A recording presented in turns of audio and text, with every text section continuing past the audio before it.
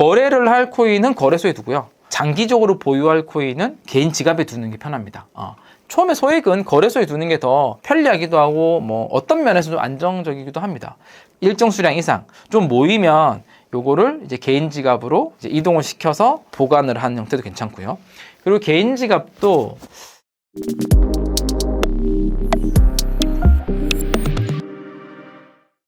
네, 세 번째는 거래소에 보관해야 되나요? 개인 지갑에 보관해야 되나요? 이런 질문 되게 많아요. 어느 한쪽만 하는 건 아니고요.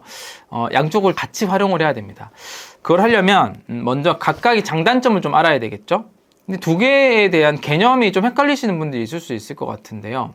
뭘 비유하면 좋냐면 금 있잖아요, 금. 골드바를 사가지고 금고를 하나 만들어서 금고 비밀번호를 엄청 어렵게 세팅한 다음에 금고에 보관하는 방법이 있어요. 금을 두자는 방법. 그러면은 무슨 일이 있을 때 그 금고에 있는 금을 가지고 도망가도 되겠죠? 온전한 내 자산이긴 하죠. 내가 점유하고 있는 자산이니까 점유물이라고 부르기도 합니다.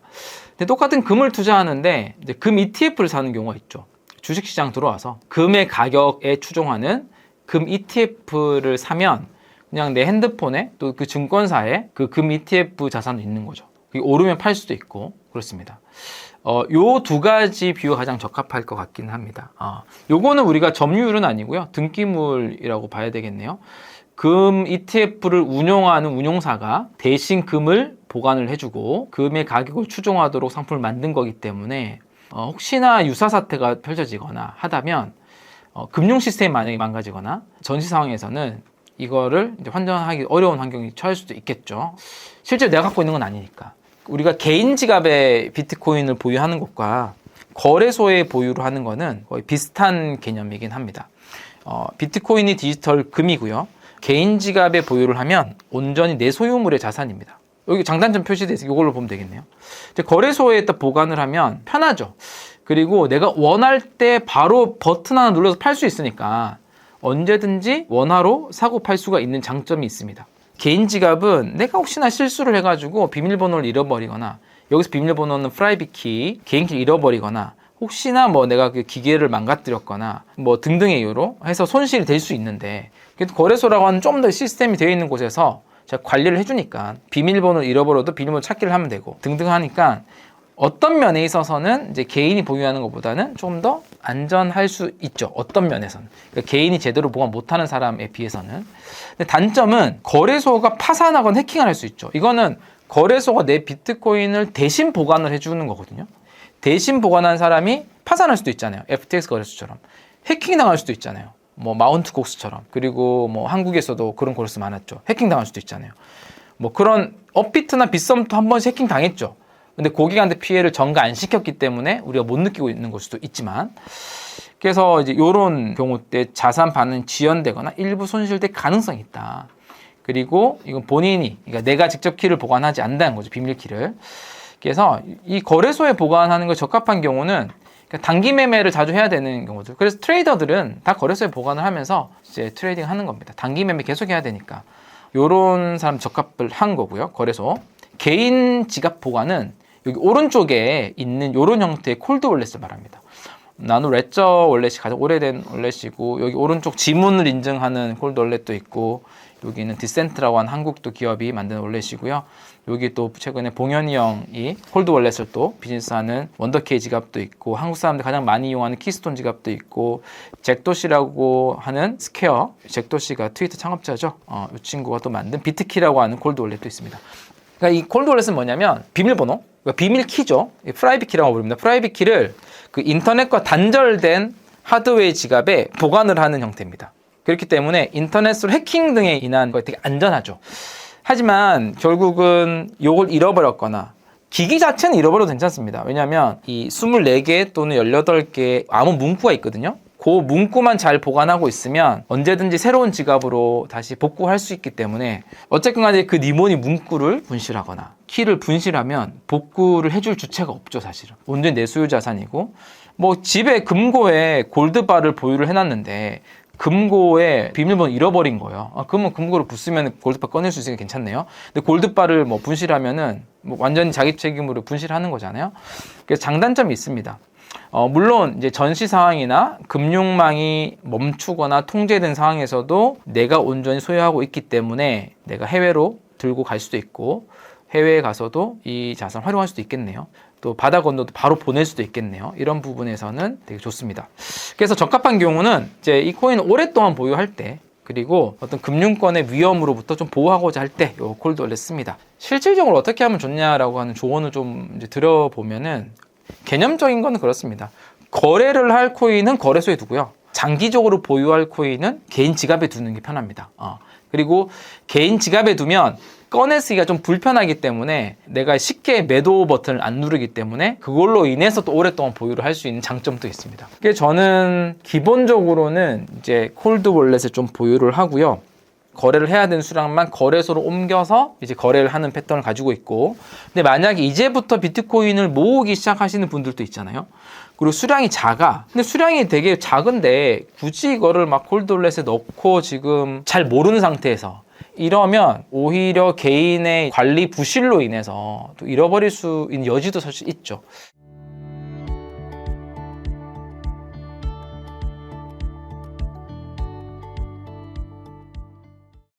그래서 제 생각이 가장 좋은 거는 이제부터 모으기 시작하신 분들은 처음에 소액은 거래소에 두는 게 더 편리하기도 하고 뭐 어떤 면에서 좀 안정적이기도 합니다. 그 사이에 개인 지갑 활용하는 거를 배우셔야죠.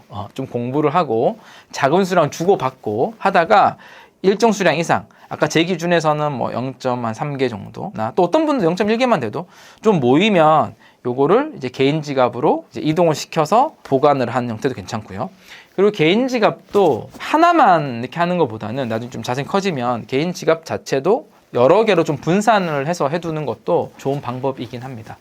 리스크를 좀 줄이는 방법이긴 하죠. 그렇게 좀 해보면 좋지 않을까 싶습니다. 거래소가 망하면 내 돈은 어떻게 되나요? 보호되나요? 안 되나요?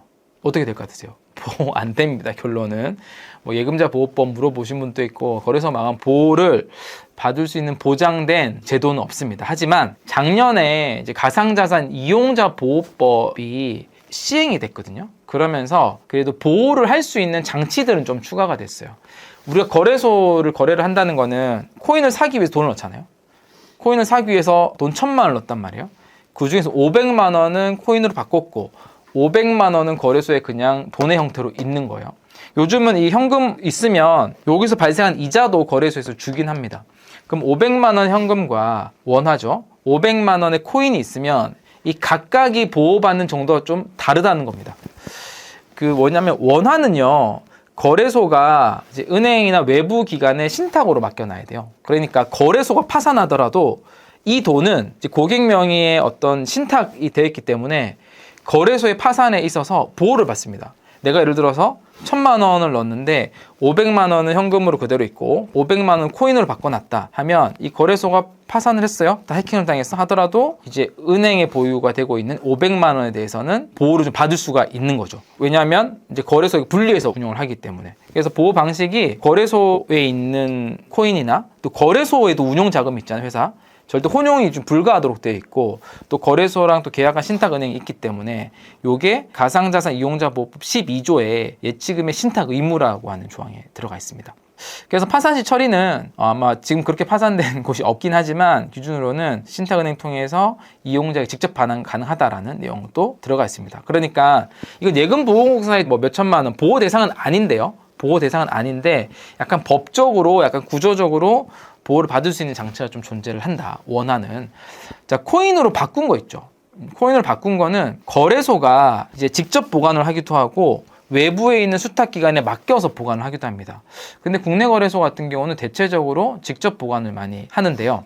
물론 이것도 이제 뭐 거래소 자기네들 자산하고 좀 분리하게 하는 데 있고 그리고 아까 얘기했던 콜드 월렛 콜드 월렛 비중도 한 70% 이상 정도로 보유해야 되는 기준이 있을 겁니다.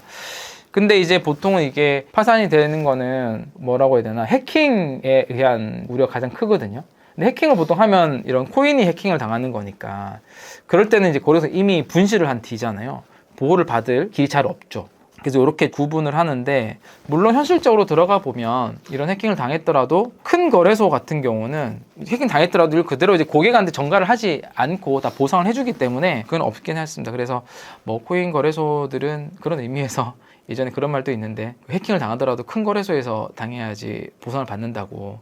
그래서 큰 거래소를 그래도 기본적으로 이용을 하는 그런 것도 좀 중요한 면이 아닐까라고 좀 생각을 해봅니다. 네. 비트코인 구매하면 세금도 한번 짚고 넘어가 보겠습니다. 세금이 계속 이게 연기가 됐죠. 그래가지고 도대체 세금 하는 거야, 안 하는 거야? 안 하기로 했나? 뭐 하기로 했나? 이런 긴가민가하신 분이 있을 것 같습니다. 아마 2026년도 내년 말쯤 되면 또 엄청 뉴스가 많이 나오긴 할 겁니다. 왜냐하면 27년부터 해야 되니까. 현재 기준으로는 2027년부터 이제 가상자산 세금이 징수되기로 되어 있습니다. 2027년도에 매도하는 분이라고 보면 되겠네요. 그래서 이제 가상자산의 어떤 양도로 인해서 발생한 소득에 대해서 있는데 이게 22%입니다. 기본세율 20%에 지방세율 2% 포함해서요. 매도를 해서 수익 금액의 22%가 이제 세금이 내는데 이건 기타 소득으로 분류돼 가지고 우리가 다른 뭐 근로소득이나 뭐 사업소득 등하고 이제 합산되지 않고 분리과세를 하기 때문에 이제 가상자산 매도는 가상자산 매도된 금액의 22%만 세금을 내면 된다. 수익이 난 것에. 손해나면 안 내도 되는 거겠죠. 근데 공제를 해주는 금액이 250만 원까지인데요. 이게 너무 적어가지고 바뀔 수도 있고 그대로 갈 수도 있기는 합니다. 뭐 250만 원 공제가 뭐 큰 의미가 없는 금액이긴 한데 아마 해외 주식이랑 좀 맞추는 게 아닌가라고 생각이 듭니다. 요렇게 아주 심플하게 볼 수 있고요. 근데 가상자산 세금이 복잡합니다. 왜냐하면 가상자산을 얻는 방법이 거래소에서 사는 방법도 있고 뭐 이자로 받은 것도 있고 디파이에 수익 난 것도 있고 스테이킹 이자를 받은 것도 있고 다양한 방법으로 이제 암호화폐를 취득을 하기 때문에 결국 수익이라고 하는 것은 이 취득가랑 이 매도가를 두 개를 산정을 해야 되고 요 매도가 빼기 취득가를 해야지 수익을 산정을 할 수 있잖아요. 그런 부분에서 굉장히 난해한 부분이 많고 또 혹자가 이제 이거를 우회한다고 했을 때 세금을 안 내기 위해서 그것도 굉장히 다양한 방법이 많기 때문에 아마 세금 시행하기 전에 그런 부분들이 많이 다뤄지지 않을까 싶습니다. 예시로 하나만 들어보면 2027년 5월 달에 2억 원의 매도 있고요. 2027년도 1월 달에 1억 5천에 매수를 했다고 쳐요. 그러면 매수와 매도에 대한 기록이 거래소가 다 갖고 있잖아요. 그럼 수익을 본 5천만 원, 5천만 원에 대한 22%의 세금이 나오게 되는 겁니다. 이제 250만 원 공제 빼고요. 근데 만약에 이 사람이 2025년도에 1억 5천만 원에 산 거를 2027년도 5월 달에 2억 원에 판다라고 했을 때 내가 지금 요거를 매수한 가격에 대한 기록이 없을 거 아니에요. 없거든요. 특히나 이걸 또 해외 거래소에서 샀다면 기록이 없잖아요.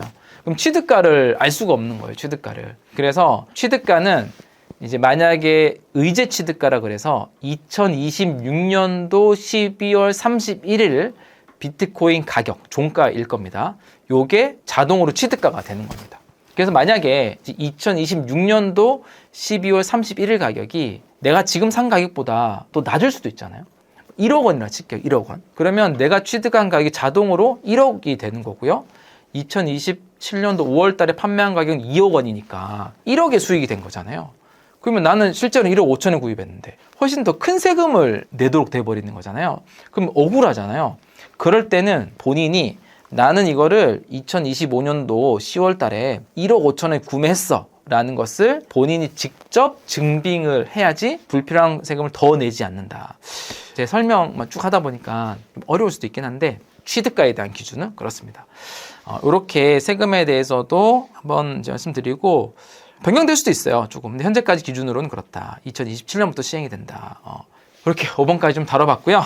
이렇게 구독자분들이 또 많이 남겨주셨던 댓글들 그리고 궁금하신 부분들 아마 실제로 지금 투자하시는 분들이라면 이 부분을 되게 궁금할 거예요. 개인 지갑 보유 여부부터 해서 궁금할 건데 그런 것도 오늘 다뤄봤습니다. 또 궁금하신 것들 있으면 많이 남겨주시고요. 비트코인 머니플랜과 함께 비트코인은 앞으로도 10년 이상 잘 모아갈 수 있는 그런 채널이 될 수 있도록 하겠습니다. 비트코인 머니플랜 구독과 좋아요 많이 남겨주세요. 감사합니다.